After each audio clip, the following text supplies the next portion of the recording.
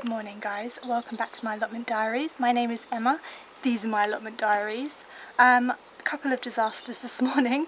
When I left the plot last time I must have knocked over a paint pot because now I have got a load of paint all over my shed floor, which is just great. Not entirely sure how I'm going to clear that up, but there we go. I brought my spring bulbs with me today. I brought daffodils. Here they are. I planted some up in my back garden, so I've got quite a few left and I'm going to plant those up today. I think that's what I'm going to do. The plot looks pretty happy today. A few more things have died. It's funny this time of year how quickly everything changes, and now it's like every time I come here it's like, what's died today? So today broccoli is really dying now, and the dahlias are not doing as well as they were doing last time. And it's funny because I only came here like 3 days ago and now they're all starting to die off a bit, so we must have had a cold snap that I didn't realise or whatever. But the runner beans are doing amazing. Look at this. I know I don't have that many growing up the arch, but they're absolutely beautiful and the flowers on them are just stunning. I'm definitely going to grow these next year, like properly grow them. Like not just whack a couple of plants in and hope for the best. I'm actually going to grow them properly because I think they would have like covered the entire arch, and they're just beautiful. The flowers are just stunning. Where's a flower? There they are. They're absolutely beautiful. You know how I love my flowers, guys. But yeah, I'm going to grow these properly next year.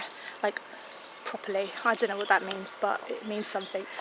These are starting to die back now. I need to deadhead them again, but I think they've sort of had enough. Do you know what I mean? They're coming to the end. I can feel it. Cosmos is still taking off though. It's just gone mad, flowery mad, which is lovely. But the dahlias again, I mean they're doing really well, but more of them are dying now than before. So I really must sort those out. And there's something down here that I haven't really checked for ages. I don't really know why. Oh, screen's all dirty, sorry guys. Something I haven't really checked is the cabbages. I haven't even uncovered them for like ages, so I'm going to uncover them now. Hope for the bloody best. Oh yeah, really healthy, much healthier than the broccoli. I don't know how it grows a cabbage. I thought cabbages were like balls, but I don't know. I don't bloody know. What am I, a plant expert?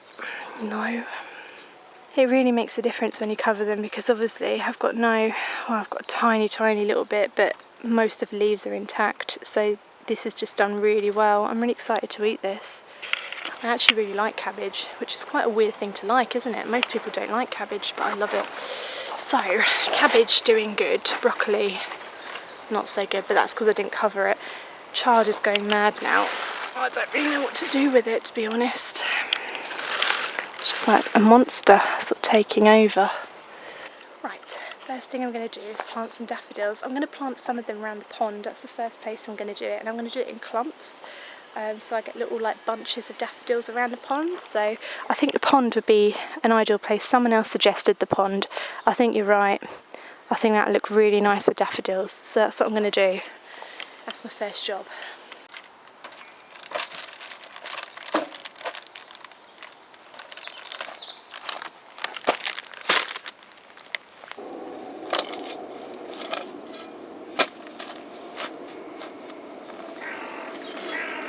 I did this in my back garden, like I said yesterday, so I'm a bit of an expert at this now.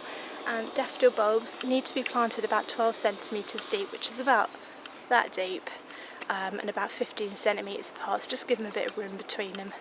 And it's best to plant them in clumps, I think, personally, because then they sort of come up a bit more natural looking, so that's what I'm going to do here. It's nice to know what I'm talking about for a change. It feels really good. Right. Another quick tip, give the bulb a squeeze, and if it's like hard, it's a good bulb. If it's all squishy, it's probably rotten. Don't plant it. I'm giving tips out and everything now. It's a good day.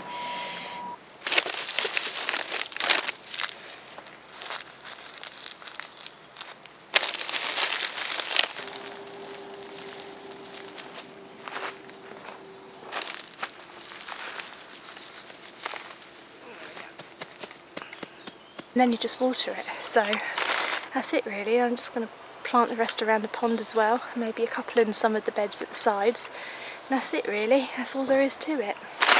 Easy. For once.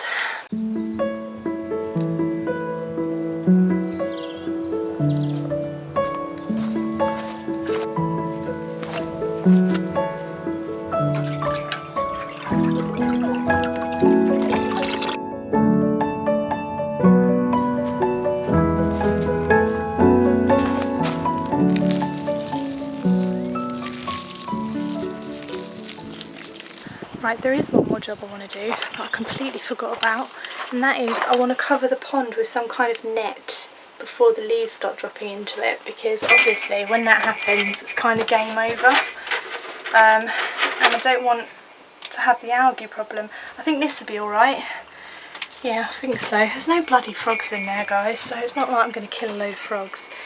Maybe I'll get frogs next year, I don't know. They just don't seem to like me. I don't really know why. I wouldn't say I'm like a frog fan, but like I don't hate them, and like I've created an area for them, you know. I've been as welcoming as I can be, but they've just not really been interested.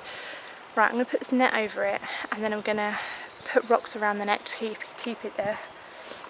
Oh god, I think that's right. Right, okay, set you over here. Oh, it's not flipping big enough, is it? I don't know, it might be.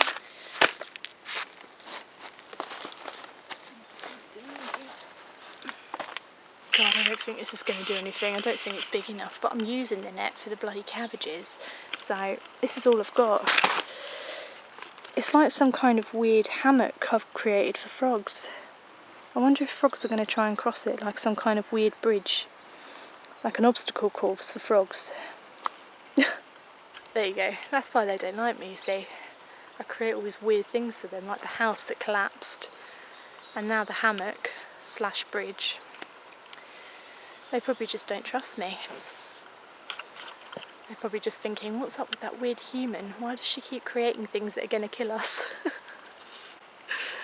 For God's sakes.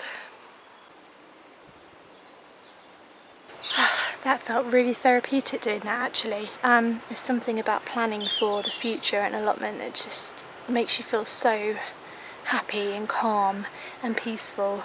And this is the time of year where we're thinking about spring, and like you have to plant your spring bulbs out and your garlic and your onions and stuff, so you really are kind of like planning for the future and putting things in the ground for next spring, and it's a really nice feeling. It just sort of takes you out of your head, if you know what I mean, and forces you to like think about the future and not think about the now, and to plan and to think about where you're going to be next year, and it's just a really nice thing to do. That's the thing, you know, some things are really uncertain, like lockdown and coronavirus. We just don't know what's going to happen, everything's changing all the time, but some things are certain, and putting daffodil bulbs in the ground is a certainty that next year, if old Foxy don't dig them up, I'll have daffodils, and they'll grow and they'll just carry on, and that's just a really nice experience. That's a nice feeling, you know, just to know life goes on and some things aren't going to change, and that is a constant, and it's just really nice, and that's what I kind of get reminded of when I come here to the allotment.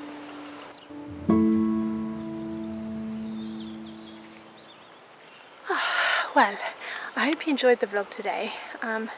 Thank you for sticking around if you have been watching all of them. I'm going to try and do them more regularly now. It's autumn time, there's lots to do, and yeah, hopefully I'll have some more up this week as well. But yeah, thank you for continuing to watch them. Thank you for subscribing, thank you for giving me thumbs up and leaving comments below. I always read them even if I don't have time to respond, and hopefully I will see you next time. Hope you enjoyed it today, guys. Take care. Bye.